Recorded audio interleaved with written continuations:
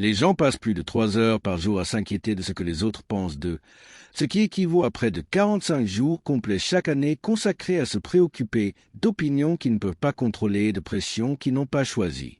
Cette anxiété sociale influence la plupart de nos décisions, des vêtements que nous portons aux carrières que nous poursuivons. Robert Cialdini, auteur de Influence, appelle cela la preuve sociale, notre tendance à nous référer aux autres pour déterminer ce qui a de la valeur et de l'importance dans la vie.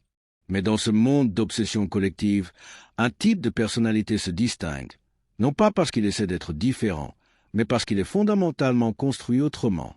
L'homme Sigma évolue dans le même monde que tout le monde, mais perçoit une réalité complètement différente.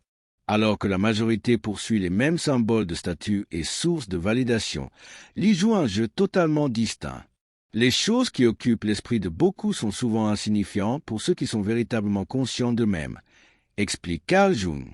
Cela explique parfaitement pourquoi les hommes Sigma sont si mal compris. Vous pourriez en être un sans même vous en rendre compte. Beaucoup ne découvrent leur vraie nature qu'en tombant sur ce concept et en réalisant qu'il est décrit parfaitement. Explorons 5 choses qui obsèdent tout le monde, sauf les hommes Sigma. Numéro 1. Discuter sans fin juste pour gagner. Avez-vous déjà participé à une conversation qui s'est transformée en guerre verbale? Celle où quelqu'un se retranche, les visages rougissent et personne n'écoute vraiment, où tout se réduit à marquer des points et à avoir le dernier mot. La plupart ne peuvent résister à ce piège. Une fois qu'ils ont pris position, reculer équivaut à une défaite, alors ils insistent, même s'ils savent secrètement qu'ils ont peut-être tort. Ils cherchent des arguments sur Google en plein débat, mentionnent des points au sujet et parfois inventent même des choses, juste pour éviter la honte de perdre une discussion. C'est là que les hommes Sigma agissent différemment. Ce n'est pas qu'ils n'ont pas d'opinion ferme ou qu'ils évitent les débats, mais ils ne lient pas leur ego à la victoire dans chaque argument.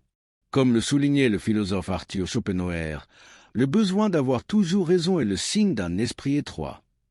Les hommes Sigma semblent comprendre cela instinctivement. Ils peuvent quitter une discussion sans se sentir diminués.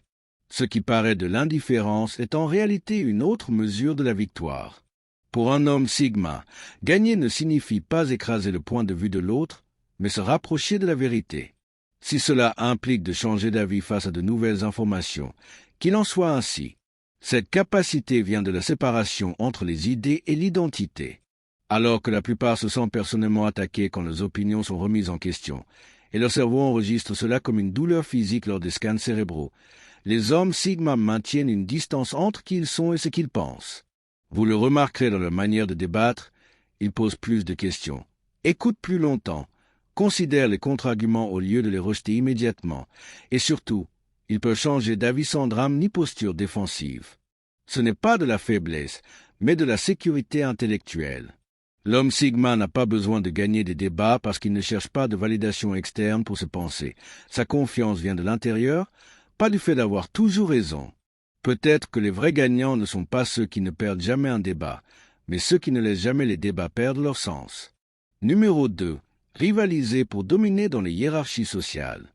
Entrez dans n'importe quel bureau, école ou réunion sociale, et vous le verrez immédiatement.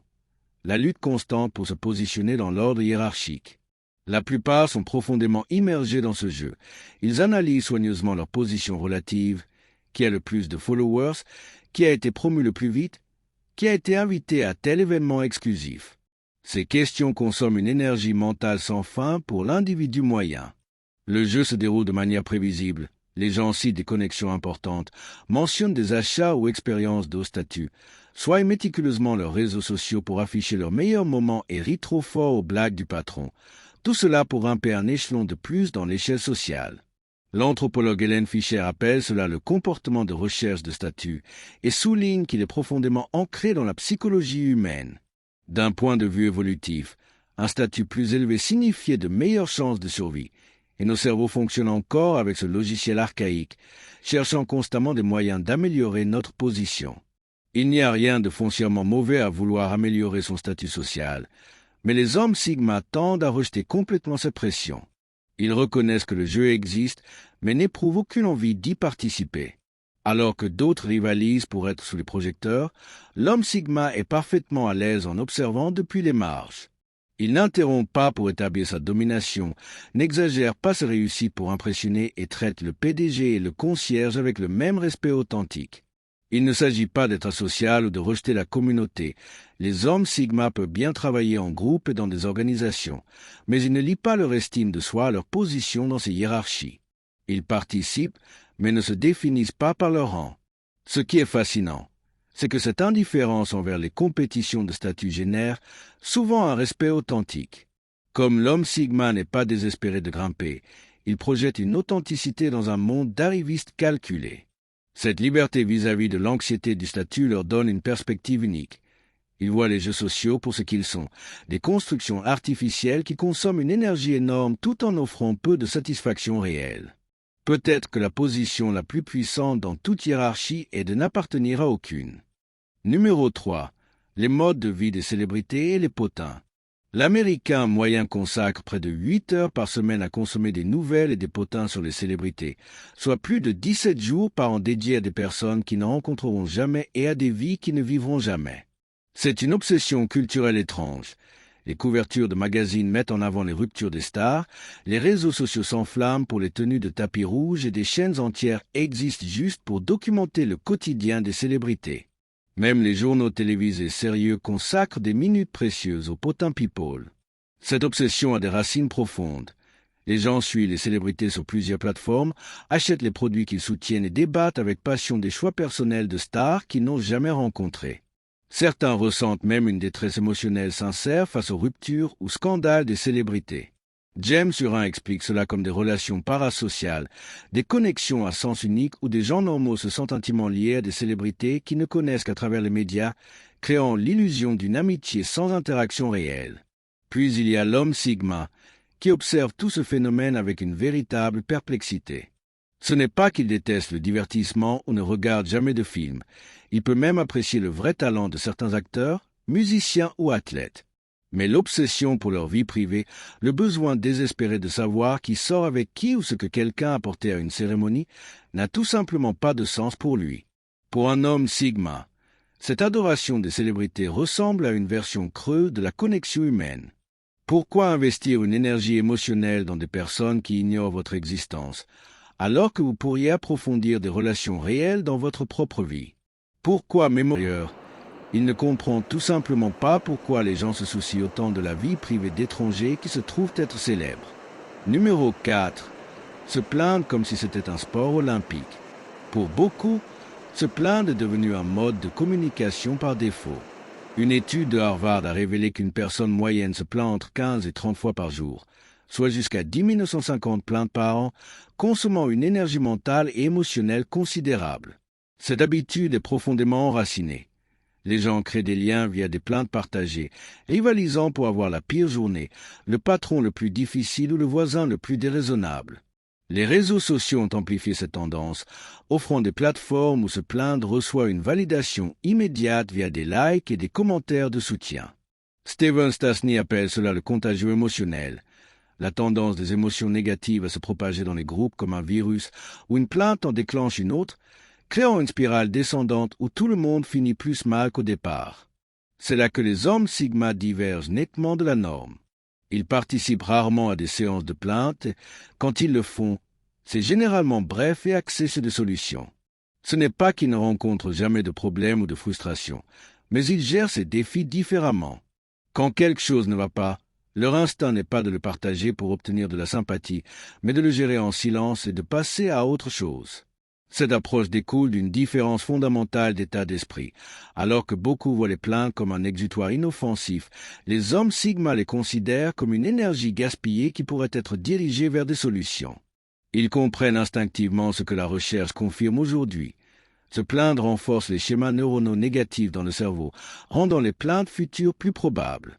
Cette résistance à la plainte peut donner l'impression que les hommes Sigma sont étrangement positifs ou même distants.